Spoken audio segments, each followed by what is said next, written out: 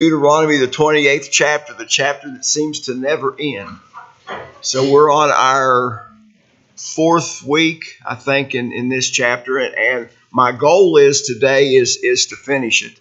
Whether we do or not will be up to, we'll just have to wait and see. But anyway, if you'll remember last week, we were looking at verses 56 and 57 when we started, and basically to kind of sum that up, it got to the point where the children of Israel were going basically down to cannibalism. And I want to kind of finish up that thought a little bit in a little less gory detail. But there's some real good historical writings by Josephus about exactly what we were talking about here. Most of these had to do with the siege of Jerusalem rather than the captivities or anything like that. But I think it just goes to show that when God said he's going to do something, then he goes on and he does it, and it's on his timeline, not our timeline. And I think that's something that we need to, it's important that we keep in mind that it's on his timeline and not ours. So before we go any further, I'd like for Jimmy Dan, if you would, to lead our minds in prayer. Father, we thank you for this time to come together and study the book. We ask that we learn with student and teacher. You benefit to our lives. So this day, do it for Christ's name. Okay. Let's look at one writing of Josephus that literally talks about pretty much what we were looking at in verses 56 and 57. He writes here, he says, women snatch the food out of the mouths of their husbands and out of the mouths of their sons and of their fathers, and what was most miserable, mothers out of the mouth of their infants. So, we saw a situation here where people would do anything to get something to eat because they were starving so bad. This second section I'm going to read here, this actually is talking about the siege of Jerusalem in 70 A.D. And this is right out of Josephus' writing. It says, a woman whose name was Mary that lived beyond Jordan illustrates for us her decent and riches fled with the multitude to Jerusalem when besieged, carrying with her substance and what food she could get that were left by her by the spoilers. Where being pressed with famine, she took her suckling child, killed it, boiled it, and ate half of it, and when laid upon the rest and covered it. And when the seditious party entered the house, they smelled it and demanded her food, threatening to kill her if she did not deliver it.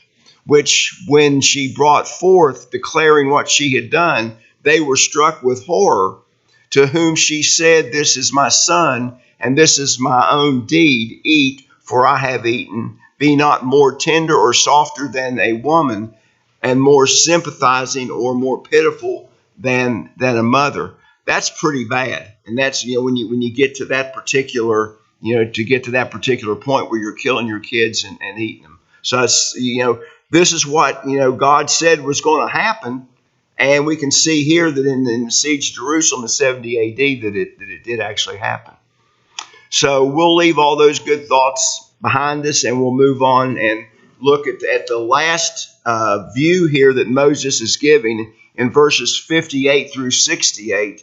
And the view here is Israel being deprived of all the benefits that they had previously enjoyed when they were following the things of the Lord. And this section pretty much deals with diseases and disasters in the land and the deportation, from the land.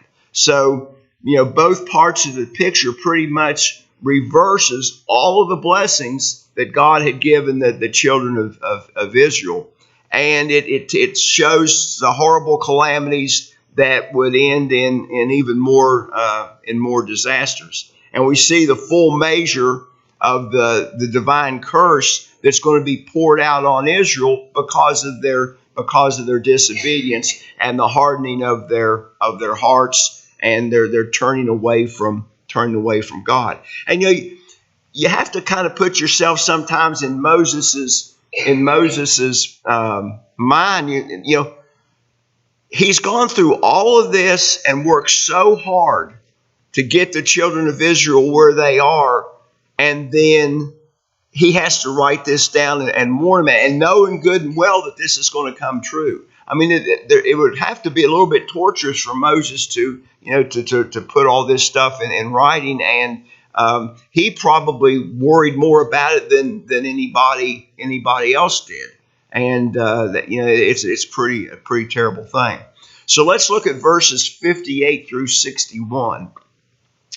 If thou wilt not observe to do all the words of this law that are written in this book, that thou mayest fear this glorious and fearful name, the Lord thy God, then the Lord will make thy plagues wonderful, and the plagues of thy seed, even great plagues and long continuance, and sore sicknesses and long continuance.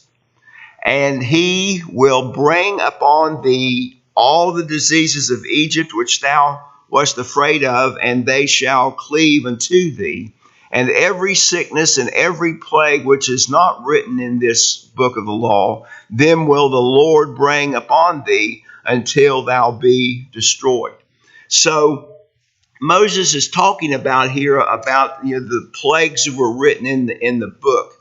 Most of the scholars seem to think that this is not just the book of Deuteronomy, but basically the whole his whole writings that he did, and the curses and the things that he was talking about.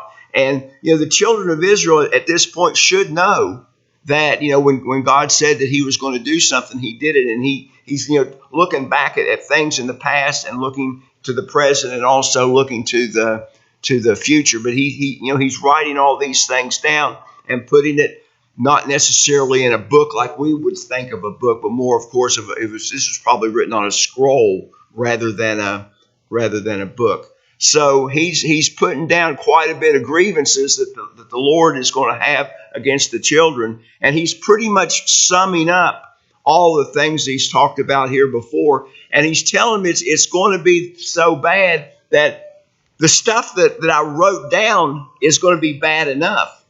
But there's going to be things and diseases I haven't written down that you're going to get too. So, I mean, pretty much anything that can happen to the children of Israel is going to happen, and even greater things than the plagues of Egypt and the plagues that he had mentioned before.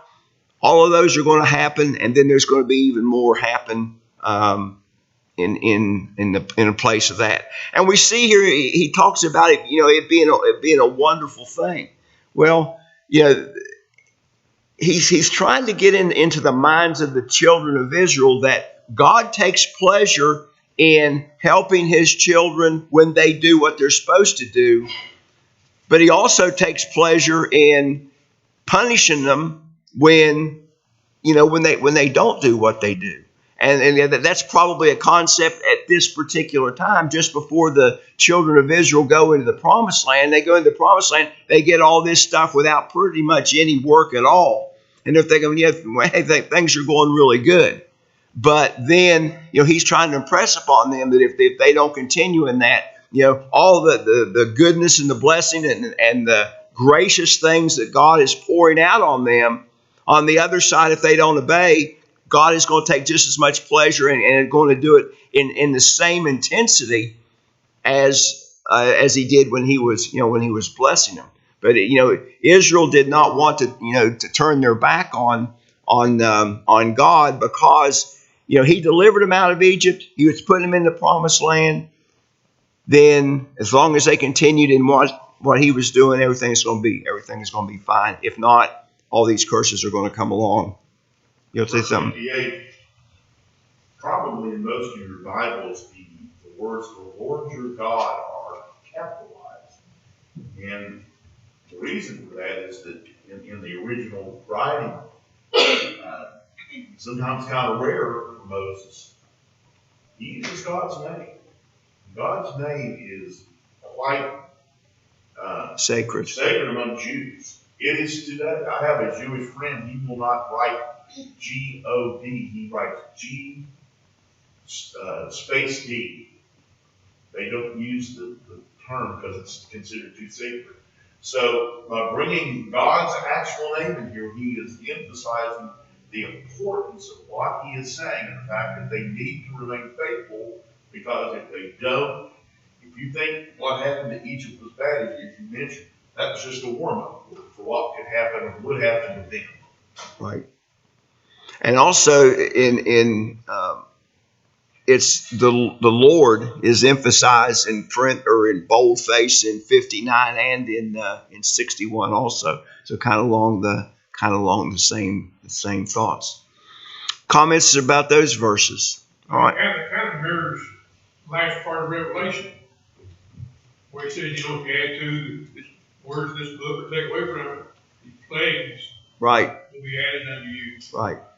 And he's telling them not only these places, there's going to be some more that we haven't even thought of yet. It's going to come along. All right, let's look at verse 62. And ye shall be left few in number, whereas ye were as the stars of heaven for multitude, because thou didst not hearken unto the voice of the Lord thy God. So what he's talking about here is Israel is going to be almost annihilated.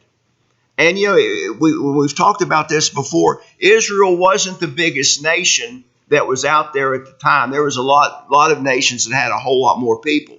And as time went on, as they went through the wilderness, the size of the nation expanded. But now he's saying that this expansion is going to stop, and you're going to be annihilated. You're going to be wiped off the face of the earth. And, this should have hit home with them with, God was blessing a small group of people to do all these mighty things with the small group. And when they turn away from God, the group is going to get a whole lot smaller, and they're going to be the ones that are going to be on the short end of the stick. So let's look at verse 63. And it shall come to pass that the Lord rejoiced over you to do good and multiply you, so the Lord will rejoice over you to cause you to perish and to destroy you, and ye shall be plucked off from the land whither thou goest into to possess it. So here he's saying is, the Lord is happy and he rejoices when his children are doing what they're supposed to do, and the reward that they're going to get for following him is going to be this land that they're going to inherit, the land of milk and honey. But on the other side, if they turn away from him, he's going to rejoice just as much to watch them perish. It goes back to God being a just God. He gives equal weight to reward and punishment. And that's what Moses is basically saying here. He's going to find pleasure in the destruction and annihilation of Israel simply for the fact that they have turned away from him. And Moses, what he's trying to do here is trying to eliminate any thought that the children of Israel might have that God's going to have mercy on them. God had mercy on them lots of times. We talked about when they were in the wilderness. They got thirsty. What did God do? He gave them water. They got hungry. What did God do? He gave them manna. He fed them. That shows mercy.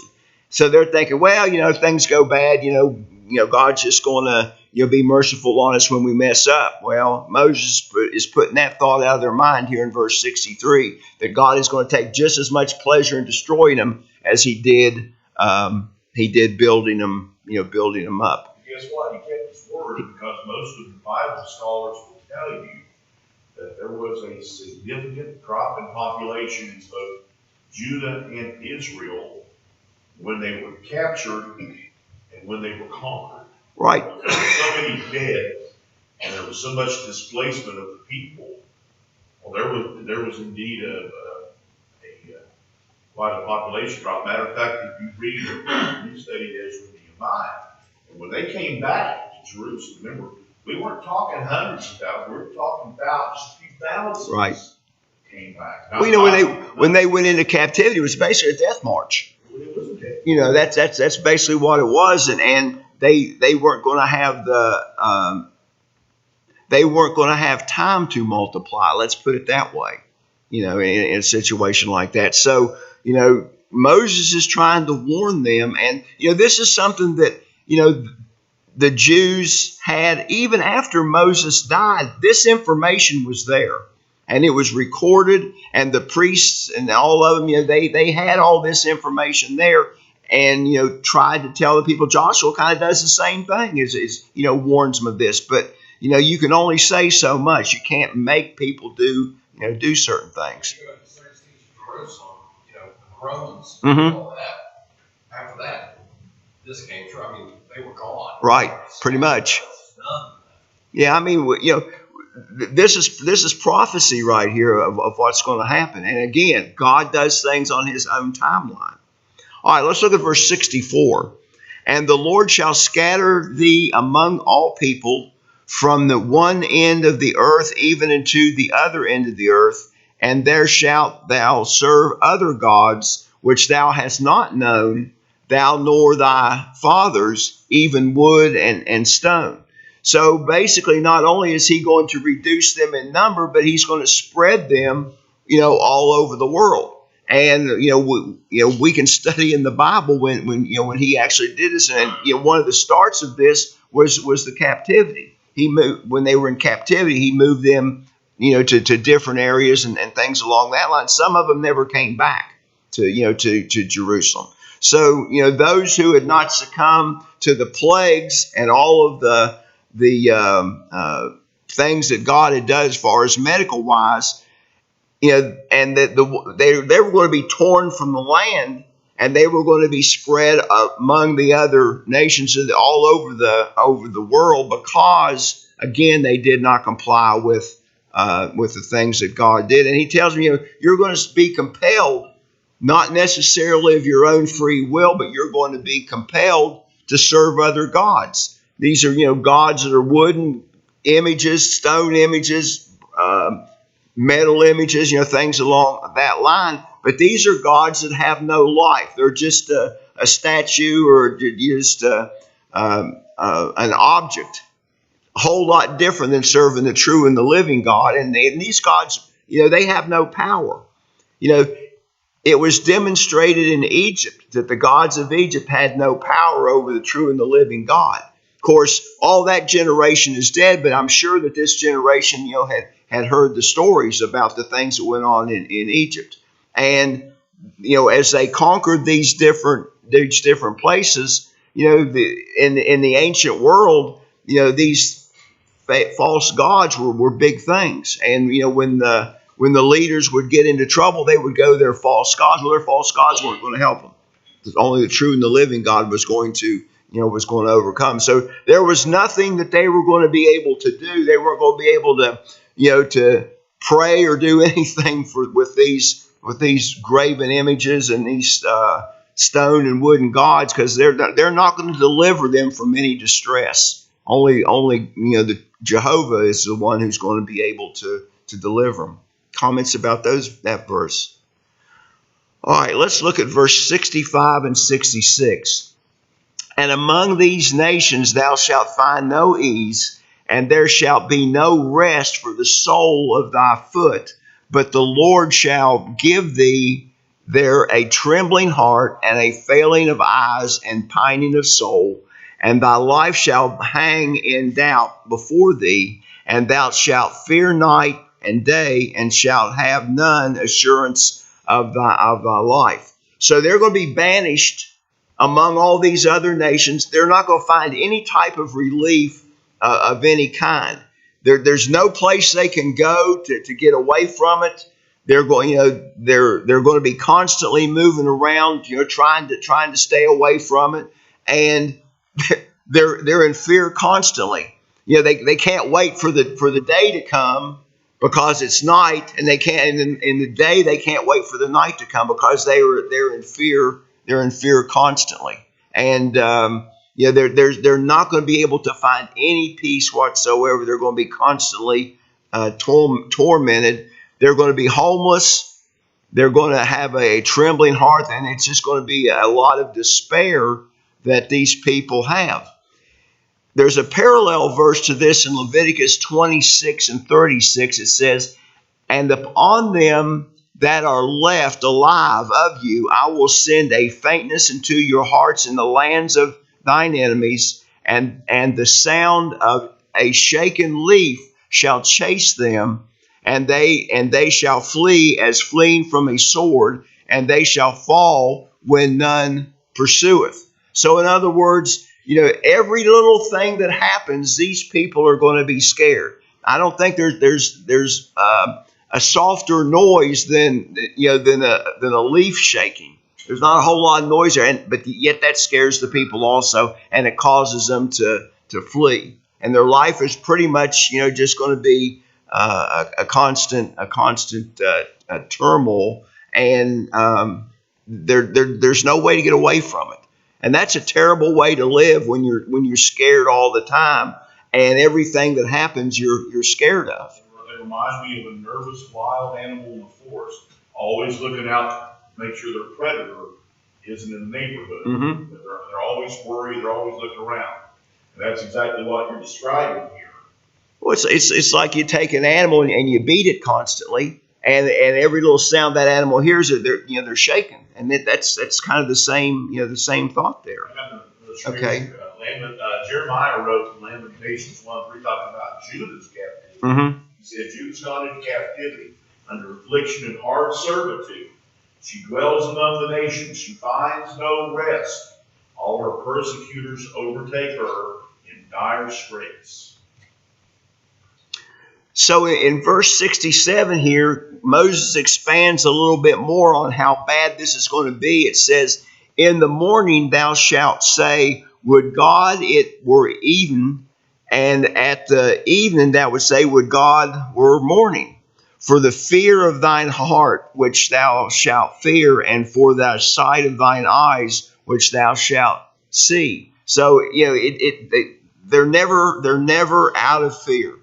They're fearing in the morning, wishing it was evening, and the day was gone and the evening was gone. It's just a constant thing, and it's a perpetual dread. And that's a terrible way to go through life when you're perpetually in fear of what's going on. All right, so let's look at verse 68 and finish this chapter. It said, "And the Lord shall bring thee into Egypt again with ships, by the way whereof I said unto thee, thou shalt see it no more again, and ye shall sell yourselves unto your enemies for bondsmen and for bondswomen, and no man shall buy you." So basically, it's going to get so bad that they want to sell themselves, and nobody's going to buy them. They're slaves. There's a difference between a slave and a bondsman. Okay, a bondsman, you sell yourself for a certain amount of time and you agree to work. A slave is a slave. They have no say in the deal, and the slavery is basically never ending, and that's what we're talking about here. And if you think about from that time up until today, in the history of Israel, there's been a lot of punishments. And God predicted that this was going to happen. And, very literally, that when those people, when they disobeyed the law, God did what he was going to do. And it was a perpetual thing. The scholars seem to think that what Moses was talking about in verses 32 through 36 happened in the Assyrian and Babylonian captivities. That was kind of the foretelling of that. In verses 52 through 57, this was the fulfillment of the captivity, after the captivity, but what the Romans did with the destruction of Jerusalem and the destruction of Israel in 70 AD. When you look at the broad picture of all of this, the captivities were bad enough, but still there were remnants of their civilization and the way that they did things that were retained, and they were able to come out of the captivity with some type of semblance of a nation still intact. But in 70 A.D., when the Romans came in and destroyed Jerusalem, they completely destroyed their civilization. One of the things that the Jews were big on was their lineage. And they had books and records of their lineage all the way back as far as you could go. When the Romans came in, they completely destroyed every bit of that. They, nowadays, they can't track their lineage back very far like they could back then. I mean, the destruction of Jerusalem in 70 A.D., when they were scattered all over the place, that was pretty much the end of the Jewish race as it was known in biblical time. But if you think about it, verses 64 and 68, have been repeatedly fulfilled, not only with the Roman siege in 70 A.D., but instances in the Middle Ages. The Jews had problems with the Russians back in the 1800s, and then of course what Nazi Germany did to the Jewish people in World War II. So I mean, all of these things that Moses talked about, they've come to pass on God's timeline all the way through, even up to the present day. If you think about it, the Jewish nation, it is spread all over the world, and there's a lot of people that hate the Jews. So I mean, it's what Moses said here was right, and it all came down to they disobeyed and didn't do what God said, and they rejected Jesus as the Messiah. So I mean, all the way through, these things have happened, and God, true to His word, punished them for it. Scholars have contrasted views on this verse. Some take this literally and think, well, He was threatening them to be sent back to Egypt if they disobey. But others think this is almost like a kind of a figurative language, kind of like Revelation, basically saying, your disobedience is going to lead you into the chaos that you suffered when you were a slave in Egypt. Mm-hmm.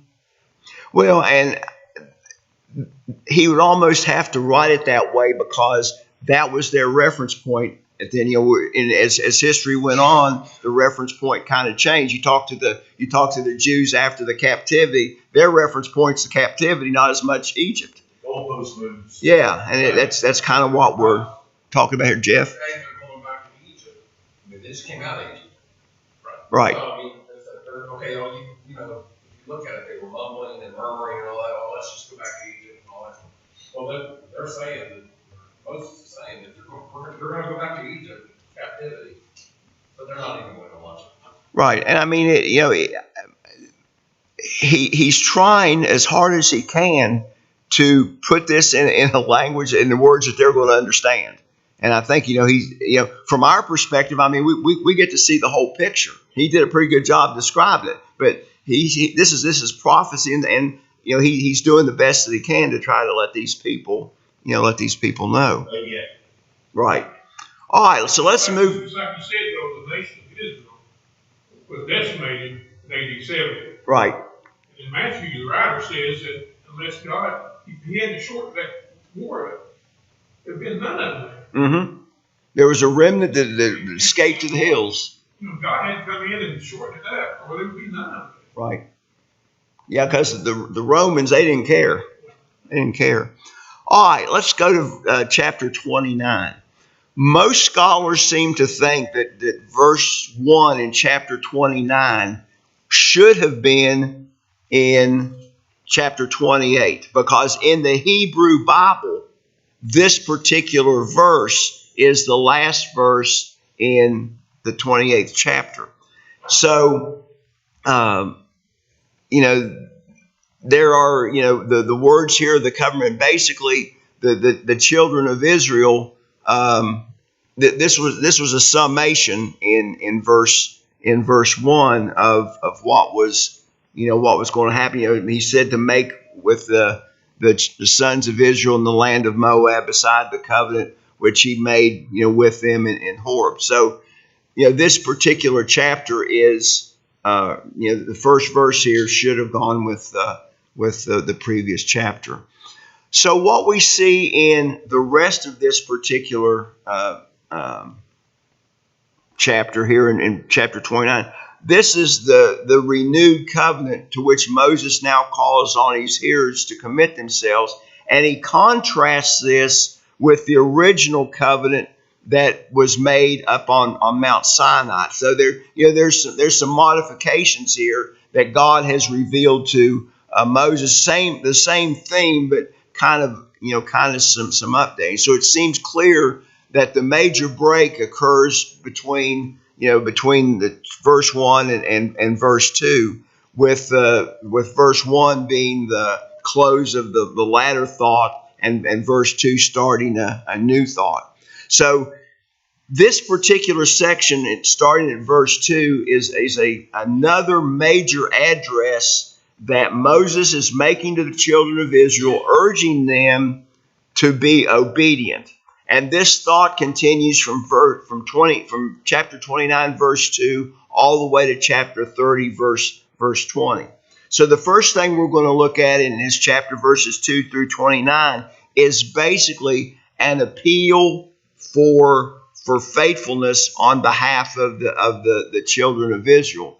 And he begins this address by appealing with them, to remain faithful to the Lord their God, and remain faithful to the covenant that he's making. And the emphasis of this section in verses 2 through 8 is on God's faithfulness bringing Israel to their present position. And then he moves on and expounds on this a little bit more. So let's look at verses 2 through 4. And Moses called to all Israel and said to them, you have seen all that Jehovah did before your eyes in the land of Egypt to Pharaoh and to all his servants and to all his land. Your eyes have seen the great trials, the signs, and those great miracles. Yet Jehovah has not given you a heart to perceive, and eyes to see, and ears to hear until today. So this introduction kind of resembles what he said back in Deuteronomy chapter 5, where he said, and Moses called all Israel and said unto them, Hear, O Israel, the statutes and judgments which I speak in your eyes this day, so that you may learn them and keep them and do them. So Moses here is talking to all the nation of Israel, and he's going to expound on this a little bit later. Everybody from the top all the way to the lowest person in Israel, he wants them to hear this, and he wants them to understand it, because their future is going to be dependent on this. So Israel, no doubt, has seen all these mighty acts that the Lord did in Israel, and the ones who hadn't seen it, they've heard about it. We're a couple generations away now from being in Egypt, but he's establishing this so that they will see it and understand it and know how they got to this particular point. And he does not intend to excuse anything that had happened in the past, but set them on the proper course and improve the situation, and kind of stimulate them to do the things that God wants them to do. Now we've got to understand first, they're not in the promised land yet, and second of all, God has not yet given them all of the understanding in their heart, because they haven't asked for it yet. God hasn't given them this because they haven't asked for them yet. But just because they haven't asked for it doesn't mean that they don't need it, and that they're going to need it. And Moses understands this. And the other thing I think we need to keep in mind, this is written at the very end of Moses' life. And as we get into the last part of Deuteronomy, Moses has died. So the things that he's written here is pretty much his last will and testament to the to the children of Israel. So, it shows you that how dependent they were on Moses. Moses was in relationship with God, was their eyes, their ears, and their mouth. No one else dealt with God, and because of that, as verse 4 says, they didn't have a heart to perceive and eyes to see. So it's not, they didn't have the ability to kind of, in their minds, prophesy. mm-hmm. Look ahead. They were dependent on Moses. He was the intermediary in all of this. His life, as you convicted, is about to end. Things are going to change. That's right. Well, I'll tell you what, it's a minute or so early, but let's stop here, and we'll pick up with verse 5 next week. That's the fourth week, right? So I appreciate everybody's attention and comments today.